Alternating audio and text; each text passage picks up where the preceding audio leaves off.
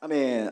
자, 이 세상에는요 소수의 값비싼 진품들이 있고요, 또 그 진품을 따라가는 짝퉁, 일명 짝퉁이라는 것들이 널브러지는 것을 알고 있습니다. 그래서 이 거짓을 행하는 값싼 짝퉁들로 인해 진실을 행하는 값비싼 것들이, 진품들이 큰 피해를 보는 것도 있죠. 이처럼 오늘은요, 오늘날 이 세상은 값싼 짝퉁, 다시 한번 오늘 말씀에 빗대보면 가짜 그리스도인들이 넘쳐다 보니까요, 이 세상 슬람당하고 이 기독교인들의 좋은 이미지보다는 안 좋은 이미지 속에 비춰져 가지고 진짜 크리스찬들, 진짜 예수 믿는 자들도 그런 이미지 속에 함께 휩쓸리는 경향이 있다는 겁니다. 이걸 생각하면요 정말 안타까운 일인 거죠. 그러니까 이런 거죠. 이렇게 길 가다가 예를 들어 저랑 영현이랑 같은 반, 대훈이랑 셋이 같은 반이에요. 근데 대훈이가 우리 반 짱이에요. 근데 제가 쿵푸를 배워가지고 대훈이를 깨부셨습니다. 어느 날 영현이가 대훈이한테 돈 뜯기고 맞고 있는 거예요. 그래서 제가 나갔죠. 예수님에서, 야 대훈아, 아무리 네가 싸움 져도 이건 아니잖아. 약한 자를 보살펴줘야지. 또 돈 떴냐? 그러니까 이 자식이 뭐야 하면서 하길래 제가 쿵푸 배웠던 걸로 팍팍팍 해가지고 넘어뜨렸어요. 그때 대훈이가 한 말입니다. 너 앞으로 목사 된다며. 이렇게 사람 패도 되는 거야? 자, 이 말을 던졌어요. 자, 제가 만약에 내 안에 진짜 예수님이 있으시고 예수님을 믿는 사람이고 그런 사람이면 어떻게 해야 될까요? 맞아야겠죠. 근데 이게 쉬운 게 아니에요. 그 예전에 3주 전인가 대예배 때 담임 목사님께서 그 부산 S교회를 말씀하시면서, 그 한 고3짜리 그 친구가 그 이길 수 있는 상황에도 불구하고 그걸 맞았다고 했잖아요. 제가요 그 설교 듣고 얼마나 회개했는지 몰라요. 왜냐면 저의 중등부 고등부 시절이 생각나는 거예요. 저는 그렇게 맞지 못했어요. 욕하면 같이 욕하고요. 막 하는데 그 얘기를 들으니까 그 친구 누군지 몰라도 한번 봤으면 밥 한번 사주고 싶다. 밥 한번 사주고 싶고, 간절한 마음은 그 친구의 그 믿음이 그렇게 예쁘게 앞으로도 잘 자랐으면 좋겠다는 이런 생각이 들어서 이게 축복기도가 나오는 거예요. 참 이게 그 상황에서, 근데 잘 보세요. 그때 그 상황에서는 어떻게 하나님 믿는 나를, 하나님이 있는 우리 공동체를 이렇게 말할 수 있는 의협심이 생길 수가 있습니다. 그런데 막상 그러면 속은 후련하지만 성경에서는 뭐라고 말하면 참는 자가 복이 있대요. 근데 이것은 진짜 억울하고 우리가 어떻게 받아들이기 쉽지 않겠지만 이것이, 근데 그 친구의 그 담임 목사님 설교 속에 그 다음 상황에 뭐예요? 5명이고 딱 5명이고, 야 너가 믿는 예수님이라면 나도 믿고 싶어. 피해를 본 것 같지만 자, 열매가 많아졌어요, 적어졌어요? 많아졌죠. 그러면서 내가 그때 그 애들이 욕했을 때 미안해, 내가 크리스찬처럼 더 멋지게 살게 이러면서 그냥 욕도 먹고 맞은 거 그대로 있었으면 더 아름다운데 때리면 같이 때리고 참 이거 보면서 이게 오늘 이 본문에서도 이 말하는 게 이거예요. 진짜 크리스찬으로서 진짜 믿는 자의 삶의 모습 속에서 아름다운 영향이 미쳤으면 우리 기독교가 더 아름다운 모습으로 사람들에게 전도의 통로가 될 수 있는 복된 통로가 됐을 텐데, 이런 죄송한 표현이지만 짝퉁 크리스찬들이 많다 보니까 어떻게 됩니까? 모든 기독교도 그런 상황 모습처럼 보여주는 이 안타까운 현실이죠. 구원의 주, 천국의 주인 되신 예수 그리스도는 진짜 이 믿음은 우리가 알고 있는 이 그리스도인들이 알고 있는 그런 손쉬운 믿음이 아니라는 것을 또한 인식을 해야 됩니다. 왜냐하면 이 복음 속에 담겨진 하나님의 마음을 알아야 되는 거죠. 자, 복음으로서의 이 살아가는 것은 존재가치, 내가 누구인지를 제대로 알고 있는 것이 삶 속에 이렇게 중요하다는 겁니다. 예수님이 요구하시는 참 믿음은요, 입술의 고백이 뭐예요? 삶으로 고백되는 믿음입니다. 무엇으로 고백돼야 된다고요? 삶으로요. 지식적으로 입술로만 끝나는 신앙생활이 아니라 정말 예수님을 믿고 따르고 함께하는 그런 믿음 생활이 되어야 할 줄 믿습니다. 자, 어찌 보면요, 오늘 이 복음에 보면 이 회복된 신분을 누리지 못하는 안타까운 삶이라는 것은 진짜 믿음 안에 거하고 있느냐, 믿음과 동떨어지고 있느냐, 잘못된 믿음의 삶 속에서 살아가고 있지 않는가를 자기 자신을 생각해 보는 거죠. 자, 어찌 보면 이 복음 속에 담긴 하나님의 마음을 알지 못하고요, 복음으로 회복된 신분을 누리지 못한 사람들이 한마디로 교회 안에 많을까요, 적을까요? 많다는 거예요. 그래서 이 복음서를 통해서 말씀하신 예수님의 말씀 중에 우리가 이 성경을 보면 조금 이해하기 힘든 구절들이 있을 겁니다. 자, 한번 볼까요? 요한복음 14장 12절 말씀 볼게요. 요한복음 14장 12절 말씀 혹시 찾을 수 있으면 꼭 찾으셨으면 감사하겠습니다. 요한복음 14장 12절. 오늘은 이 성경을 꼭 읽으셔야 되고 보셔야 됩니다. 되게 진짜 나는 믿음 안에 있는 사람인지 아니면 지식적으로만 끝나고 있는지를 점검할 수 있는 그런 시간이거든요. 자, 요한복음 14장 12절. 자, 읽어볼게요. 시작. 내가 진실로 진실로 너에게 이르노니 나를 믿는 자는 내가 하는 일도 그도 할 것이요 또한 그보다 큰 일도 하리니 이는 내가 아버지께로 갈미라. 자, 마태복음 21장 21절도요. 마태복음 21장 21절. 마태복음 21장 21절. 자, 여기서 믿음을 통해서 지금 얘기하려고 있는 거예요. 마태복음 21장 21절 시작. 예수께서 대답하여 이르시되 내가 진실로 너희에게 이르노니 만일 너희가 믿음이 있고 의심하지 아니하면 이 무화과 나무에 된 이런 일만 할 뿐 아니라 이 산더러 들려 바다에 던져지라 하여도 될 것이다. 자, 이 말씀들 한번 잘 생각해 보세요.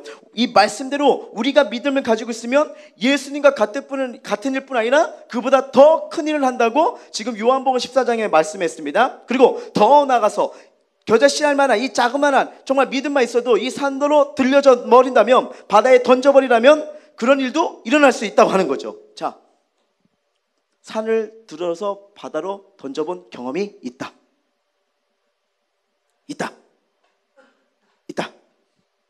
없습니까?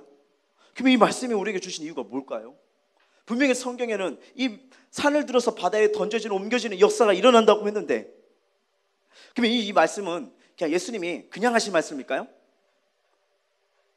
아니면 가능해서 말씀하신 거겠죠? 그죠? 자, 오늘 읽었던 우리가 이 마태복음 21장을 잘 생각하셔야 돼요. 이 전개된 메시지를 보게 되면요, 예수님께서 제자를 데리고 이른 아침에 성으로 들어오실 때 어떤 나무를 보죠? 그렇죠? 열매가 있습니까? 없습니까? 없습니다.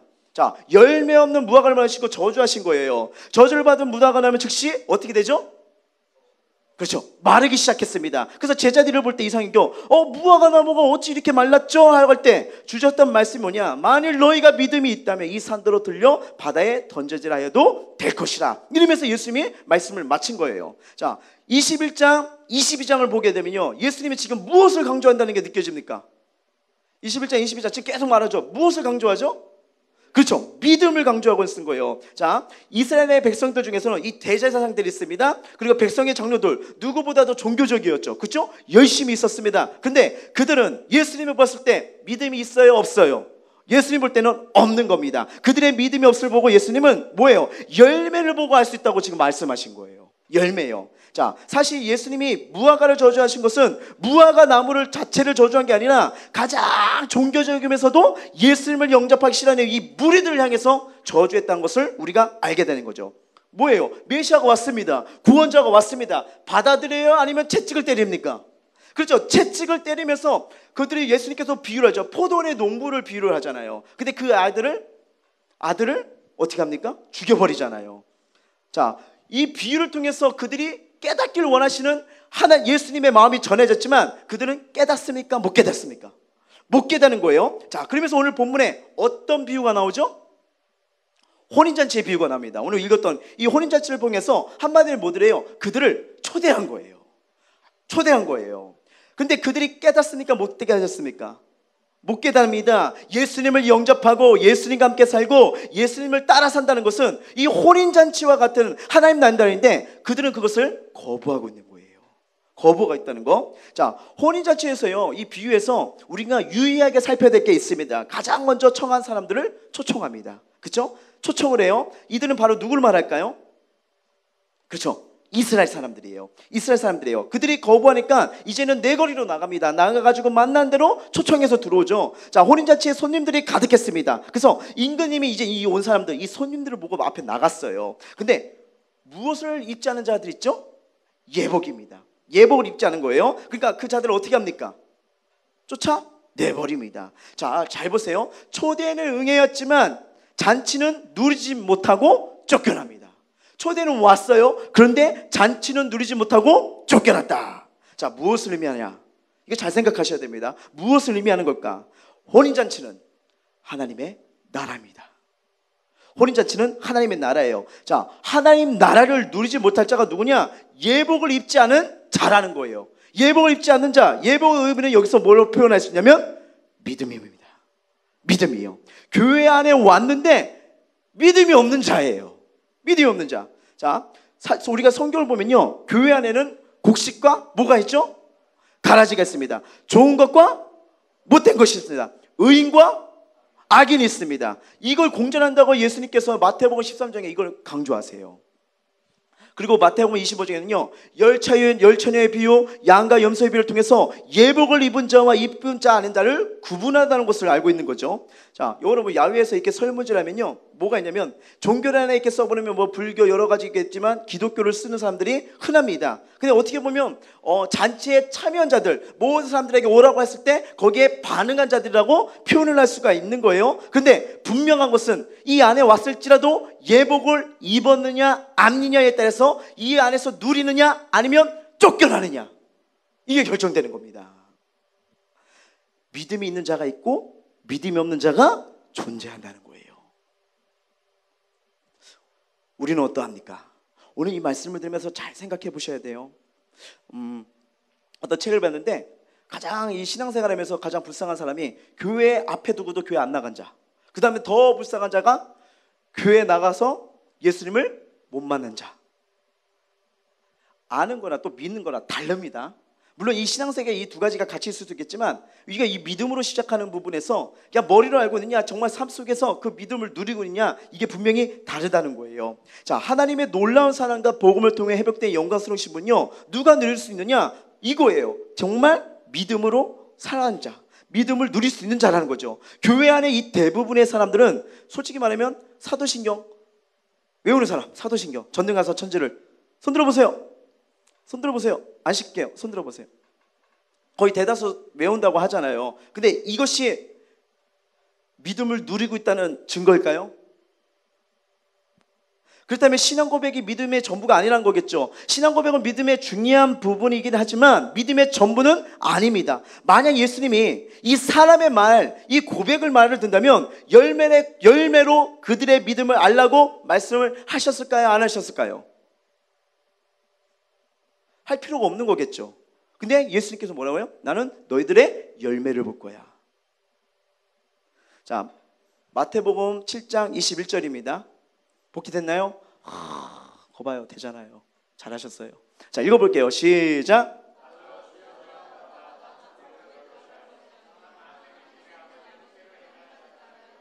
아멘. 자, 여기서 뭐라고 말합니까? 어떤 자가 다 들어갈 것이 아니라는 거예요? 주여 주여 하는 자마다 들을 것이 아니고 누구? 하늘에 계신 아버지의 뜻대로 행하는 자예요. 성경에서 분명히 나옵니다. 하늘에 계신 아버지의 뜻대로 어떻게 해요? 행하는 자. 분명히 이 부분을 강조하고 있어요. 자, 무슨 말일까요? 예수님은요, 이 마태복음 7장 21절의 말씀의 의미를 마태복음 16장 24절을 통해서 대답해 주십니다. 자, 볼까요? 시작. 이에 예수께서 제자들에게 계시되 누구든지 나를 따르거든 자기를 부인하고 자기 십자가를 지고 어떻게 해요? 나를 따를 것이니라. 야, 여러분 이거 중요합니다. 이 말씀 계속 띄워주세요. 이 말씀은 입술의 고백이 삶으로 고백될 때 비로소 그게 진짜 믿음이라는 거예요. 입술이 아니라 삶의 고백이 이루어진다는 거. 자, 믿음은 한마디로 뭡니까? 주인이 바뀌는 겁니다. 주님을 따르니까요. 주인이 바뀌어요. 그리고 믿음은 뭐예요? 마지막에 뭐를 하고 있죠? 나를 따를 것이라. 믿음은 따름입니다.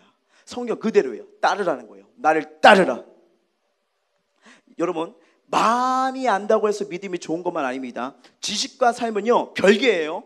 별개예요. 자, 여러분, 의사들이 대부분, 제가요 6월 달에 이 정기 점검을 받았는데 콜레스테롤이 많고 뭐 이렇게 살도 많이 쪘대요. 그래가지고 제가 충격을 받아가지고 초음파 검사를 해야 된대요. 그래가지고 초음파 검사를 받고 막 이랬더니 뭐 다시 나와가지고 뭐 또 검사를 하고 또 검사야. 그래서 비용도 만만치 않고 시간도 엄청 해서 다시 교회 왔죠. 그 선생님들 이거 그때 제가 이제 이 점검 받았을 때 제일 늦게 받았거든요. 그래가지고 제 상태가 이렇다고 콜레스테롤도 많고 지금 지방간도 있다고 나 어떻게 하면 좋냐고 하니까 목사님들 한 말, 우리도 있는데요. 그러니까 병원 가면 다 그런다고. 근데 그때 진료받았을 때 했던 말, 저한테 뭐라고 했는지 아세요? 딱 보더니 담배 많이 피시죠? 네? 아니요. 또 하는 말 뭐라고 하는지 아세요? 아, 술 많이 드시는 거예요. 술 줄이세요. 술 안 마시는데요? 그래가지고 나 이 정도 이거 잘못 나온 거 아니야? 그러니까 갑자기 고민하다가 햄버거랑 고기 많이 먹죠.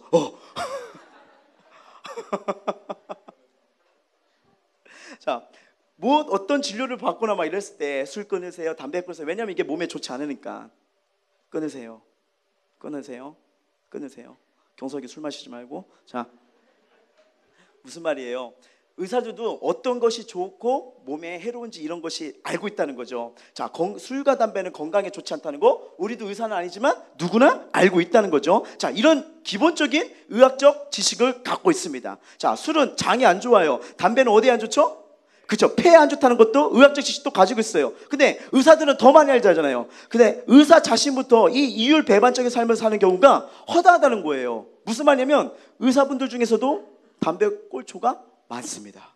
그리고 의사분들 중에서도 술고래가 많습니다. 스트레스를 걸리고 푸는 거예요. 그러니까 알고 있는 거나 삶이 다르다는 것을 지금 강조하는 거죠. 여러분, 우리 교회사를 보면요, 혹시 아십니까? 황금의 입을 가진 설교자, 황금의 입, 황금박쥐 아니에요? 황금의 입. 응? 기독교 초기의 설교자인데요, 크리소스톰입니다. 크리소스톰 외워두세요. 나중에 혹시 신학교 가면 분명히 교회사 시험에 나옵니다. 황금의 입이에요.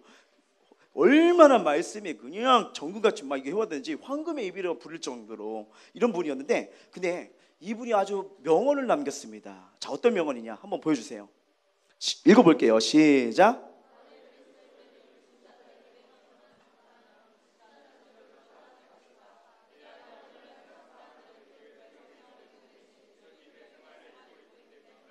아멘. 이거 참 의미가 있죠. 요새는 성경보다는 예수님 이런 말보다는 나는 너의 삶을 볼 거야. 이게 지금 이 시대 우리뿐 아니라 예전에도 우리의 삶을 본다는 거겠죠. 참 이 부분을 보면서 우리 자체가 향기요 그리스도의 편지라는 것이, 이 자체가 말과 행동이 내가 진짜 믿음 안에 거하고 믿음을 따르고 믿음대로 살아야 되는 이 모습 자체가 전도지가 돼야 되는데 맞잖아요. 이 안 믿는 자들이 나의 모습을 유심히 보고 있다는 거예요. 이 부분을 여러분은 꼭 잘 한번 생각했으면 좋겠어요. 오늘날 세상 사람들은 기독교의 성경을 읽는 대신 기독교의 생활을 읽고 있기 때문이라는 거. 무슨예요? 우리 크리스천은 믿음과 행위, 신앙과 생활이 일치해야 된다는 것을 알려주는 거죠. 일관성이 있다야 되는 것을 아는 겁니다. 말로는 누구를 위로합니까? 말로는 얼마든지 위로할 수 있죠. 입으로는 누가 선심 못합니까? 힘들구나. 소영아, 학비가 없구나. 그래, 내가 좀 이따가 학비 대줄게. 얼마든지 할 수 있잖아요. 우리 경석이 자전거 타고 힘들지? 면허 땄지? 내가 차 사줄게. 아멘 하지 마. 이 말로 얼마나 섬실 쓰고 얼마나 해야겠습니까? 우리 지인이 만주나 고생한다. 남친 없지? 김수영 갖다 줄까? 얼마나 좋아요. 얼마나 이게 선심합니까? 말은 청산이 수천은 얼마나 할 수 있어요. 그런데 이렇게 말한 것처럼 일관성 있게요 산다는 거 쉽지 않습니다. 드문다는 거죠. 실천하기에는 너무 많은 말을 하기 때문이라는 거예요. 자, 우리 바울도요, 이 믿음의 생활이 어떤 건지 또 강조하고 있어요. 바울은요, 이 예수님의 믿음의 요구를 그대로 받아들여 자, 어떻게 표현하면 갈라디아서 2장 20절. 자, 읽어볼게요. 시작. 그리스도와 함께 십자가에 못 박혔나니 그런즉 이제는 내가 사는 것이 아니요 오직 내 안에 그리스도께서 사시는 것이라. 이제 내가 육체 가운데 사는 것은 나를 사랑하사 날 위하여 자기 자신을 버리신 하나님의 아들을 믿는 믿음 안에서 사는 것이라. 아멘. 자, 이 바울이 고백하는 이 신앙이 뭡니까? 예수님이 요구하신 이 믿음과 바울 통해 보여준 믿음은 이 십자가 복음 안에서 예수님과 함께 죽고 예수님과 함께 살고 예수님을 어떻게 해요? 따르는 거예요. 예수님을 따르는 거. 이것이 복음서가 말하는 믿음이요 바울의 서신이 말하는 믿음입니다. 자, 여러분 또 믿음의 개념이 얼마나 잘 나와 있는지 요한계시록 한번 가볼게요. 계시록 3장 20절 시작. 볼지어다 내가 문 밖에 서서 두드리니 누구든지 내 음성을 듣고 문을 열면 내가 그에게로 들어가 그와 더불어 먹고 그는 나와 더불어 먹으리라. 아멘. 자, 요한계시록 말하는 믿음은요, 날 구원하기 위해서 자기 몸을 제물 삼고 구속해 주신 이 예수님을 전인격적으로 영접하여 예수님과 어때요? 함께, 예수님과 함께 사는 것이 바로 믿음이라는 거예요. 그래서 이 말씀을 놓치면 안 되는 겁니다. 내가 그에게로 들어가 그와 더불어 먹고 그는 나와 더불어 어떻게 해요? 먹으리라. 여러분 이 말씀이 내 삶에 드러나지고 이 말씀이 내 삶이 될 때 그때 비로소 역사가 일어날 줄 믿습니다. 그래서 여러분 요한복음 14장 12절 아까 읽었던 말씀이죠. 시작.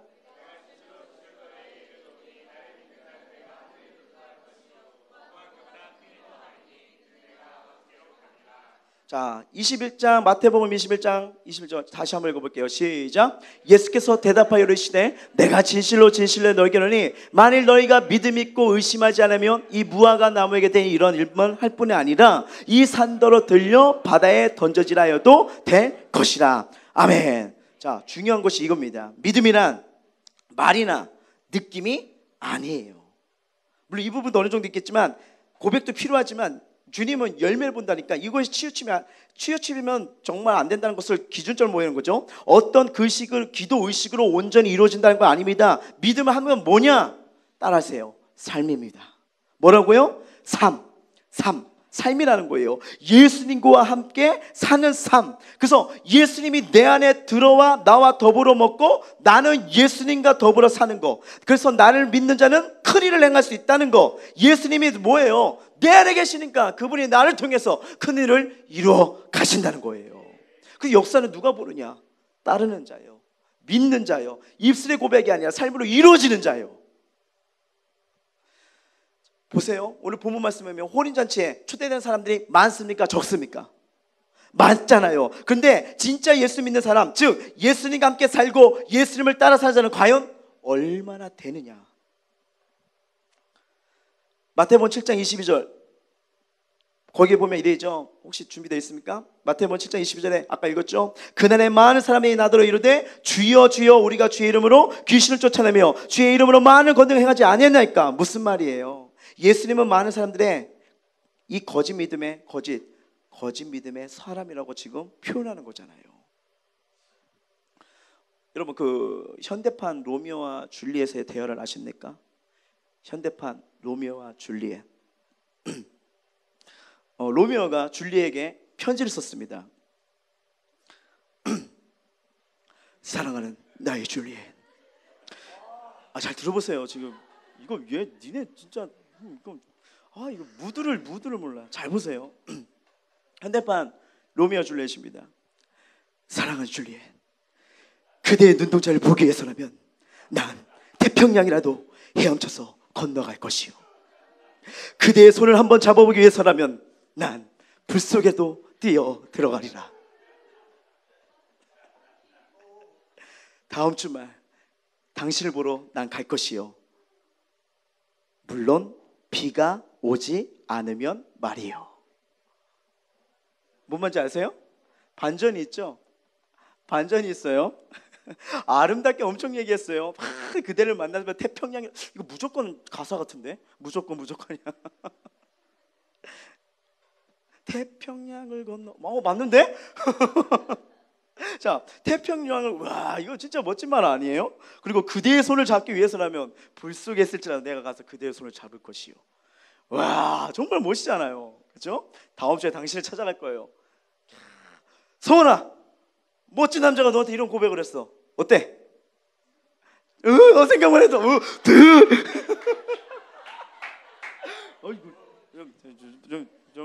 얘가 살짝 침 돌렸어요. 벌써 생각만 해도 잠이 안 오겠죠. 잠이 안 올 거예요. 그치?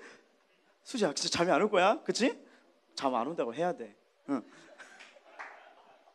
안 올 거예요. 근데 반전이 있어요. 뭐예요?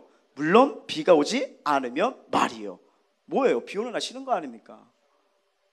불 속에도 뭐든 어디 간다 할지라도 비가 오자면 조건이 있잖아요. 얼마나 무슨 말이에요? 일관성이 없는 거 아닙니까? 자, 뭐래요? 이와 같이 사람은 입만 살아있고 손과 발이 움직이지 않는 신앙생활은 여러분 죽음 믿음이라는 거예요. 죽음이라는 거. 하나님께서는요 말로만 차려놓는 제사를 기뻐하지 않는다는 겁니다. 한번 자기 자신에게 지금 이런 질문 던져보세요. 나는 진짜 예수 믿는 사람인가? 나는 진짜 예수 믿는 사람인가? 믿음을 강조하니까 지금 생각해 보세요. 나는 진짜 예수를 믿는 사람인가? 또 하나, 내 안에 예수님이 정말 계신가?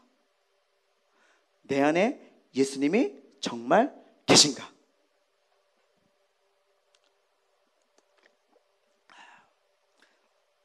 말씀을 마무리하려고 합니다. 제가 목요일 날이요 그 지난주에 말씀드린 것처럼 그 천안에 가서 이제 친구 어머니를 뵙게 되었습니다. 그래서 그 아버지한테 이제 멀리서 보니까 너무 고맙다고 하면서 잠깐 대기하고 이렇게 기다리고 있었는데 그 어머니가 어떻게 이렇게 이제는 뭐랄까 그냥 죽음을 맞이해야 되는지 이 상을 말씀드리는데 2011년도인가요? 그때 유방암이 이렇게 해가지고 수술을 받으셨대요. 그리고 그 방사선 치료를 36번 받았답니다. 엄청나요. 이게요 저희 어머니도 예전에 유방암 걸리셔가지고 내가 어머니가 치료받는 거 한번 봤거든요. 그냥 한 번 이게 방사선 치료하면 온몸에 이게 그 화학약품이 들어가는 거잖아요. 그 막 구토를 하시는 거예요. 한 번 하시고도. 그리고 이게 심하면 막 머리도 이렇게 빠지시고 이게 정말 쉬운 게 아니더라고요. 근데 이걸 36번. 근데 저희 어머니가 그냥 4번 하고 안 받아. 안 받아. 그래도 감사하게도 하나님 은혜 가운데서도 지금 이렇게 살고 계시는데 그 다음에 3년인가 지나셔가지고 또 간암이 이게 퍼졌대요. 그래가지고 이때도 방사선을 26번.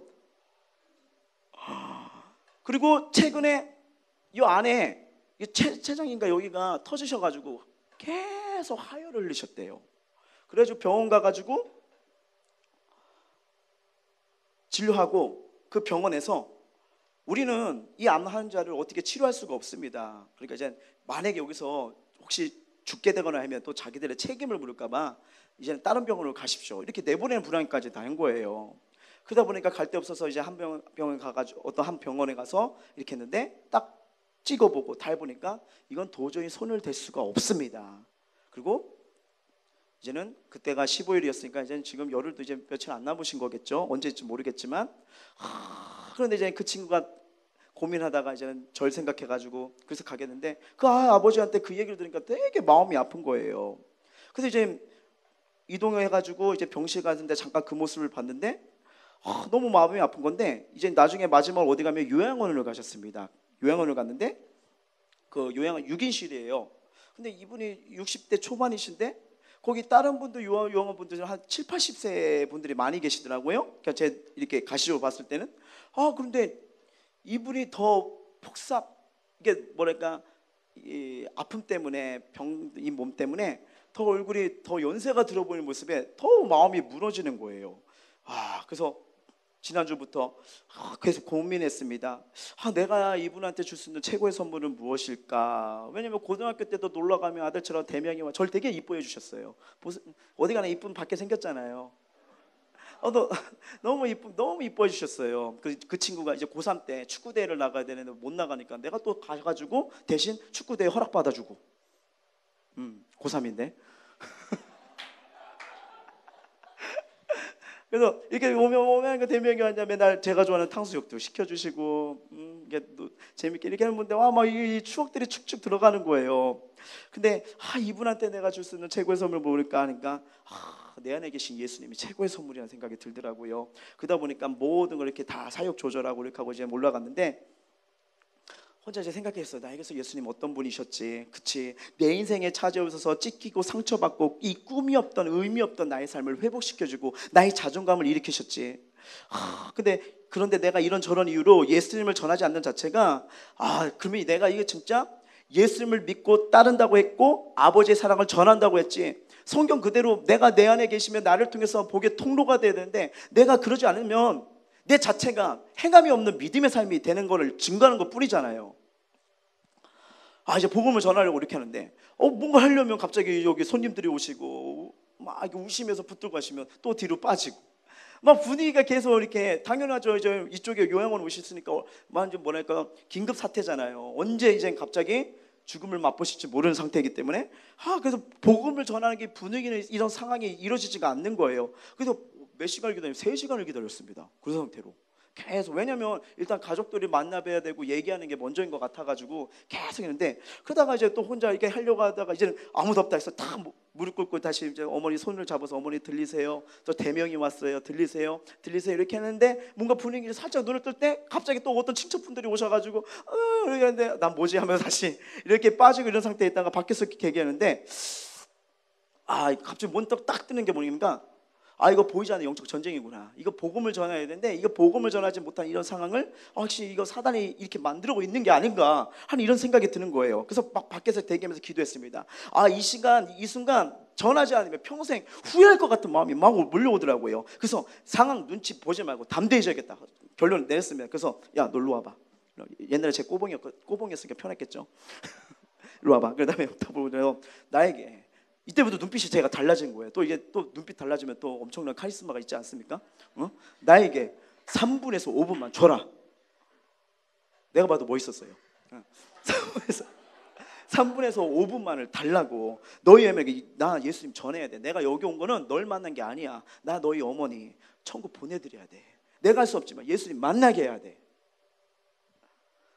근데 내가 알았어요 하면서 가가지고 말씀드렸는데 또 친족분들도 허락을 해주신 거예요. 근데 이제 가끔 가다가 눈을 안 뜨셨다가 이게 뭐죠? 그 너무 진통이니까 마약을 그날만 4번 마시자고 하시더라고요. 너무 막 온몸이 찢어지고 막 이게 고통 속에 있으니까 막 이렇게 제대로 눕질 못하는 거 옆으로 누워가지고 끙끙 하시는데, 그래서 손을 잡았고 어머니 저 대명이에요. 기억나세요? 근데 살며시 눈을 떠고 계시더라고요. 거시면서 이렇게 보길래 대답 안 하셔도 된다고, 저 기억나시면 눈 좀 껌뻑껌뻑 좀 한번 해보시라고. 근데 살짝 껌뻑을 하시는 것 같아요. 그래서 제가 어머니에게 제가 줄 수 있는 예수님을 소개해드리고 싶어요. 예수님을 알려주고 싶어요. 그러면서 시작을 한 거예요. 어머니, 하나님은요 창세전부터 어머니를 사랑하셨어요. 막 이걸 얘기를 하는데 창세전부터 어머니를 사랑하셨어요 하는데 막 내가 눈물이 떨어지기 시작하는 거예요. 마음속에 이분 꼭 예수님을 알려드려야지, 아니면 내가 너무 마음이 괴로울 것 같은데, 그때 이제 이 친구랑 아내도 불렀죠. 너희만큼은 이 순간 같이 예배 좀 드려달라고, 옆에 있어달라고. 왜냐면 이제 또 어머니가 다른 이렇게 상한 모습 나오면 어떤지 모르니까 그 옆에서 지켜봤던 내 친구랑 아내가 더 잘할 거 아니에요. 그러면서 이렇게 하는데 계속 복음을 전했죠. 근데 우리가 죄로 인해서 하나님을 멀리 알고 내 생각 내 마음대로 살기 시작했죠.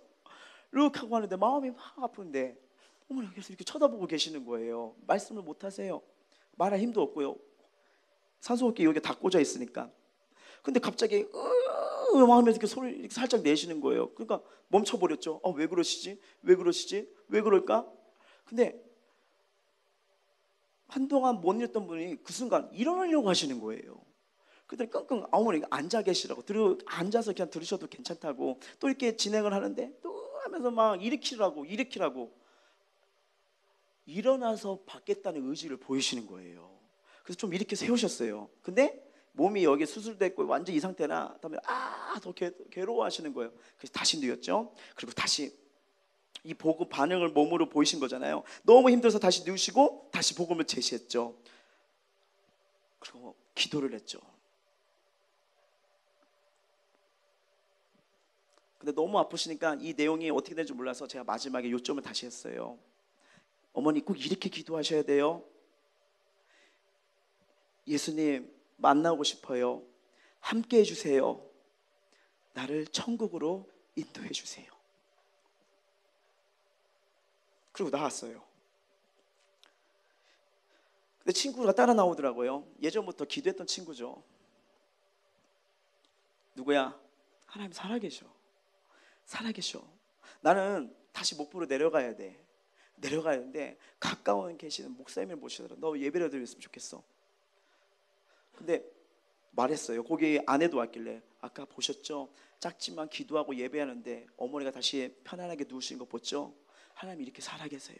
정말 이 복음 전하고 이런 가운데서 정말 그 영혼이 평안함을 느낄 수 있는 그 모습을 보게 된 거예요. 고통스럽게 꺾어지는 순간, 그 기도하는 순간 편하게 다시 누우시더라고요. 물론 이제 이 고통스러우니까 그 기간 어떻게 될지 모르죠. 근데 이 친구한테도 자연스럽게 복음이 전해진 거예요. 근데 그 친구도 가만히 있고 그 아내가 울고 있는 거예요. 이게 그러면서 한마디 하는 거예요. 혹시요 이게 영적인 세계란 건가요? 하면서 물으시더라고요. 뭔가 궁금증을 갖고 계시라고. 보시게 될 겁니다. 이게 또 그 부분의 하나의 부분이에요. 이게 죽음을 앞둔 이 상태다 보니까요 되게 이게 영적으로 민감해지는 상황이 될 수밖에 없거든요. 그래서 이제 친구가 다시 역으로 데려주면서 이제 3시간 기다리고 와서 5분 얘기하고 다시 목포로 몇 시간을 내려오니까 너무 미안했나 봐요. 그래서 야 밥이라도 먹고 가라. 먹어야 다 무슨 밥 먹고 생각이 나겠어요. 다시 솔직히 말하면 목포 내려올 생각하니까 까마득까지.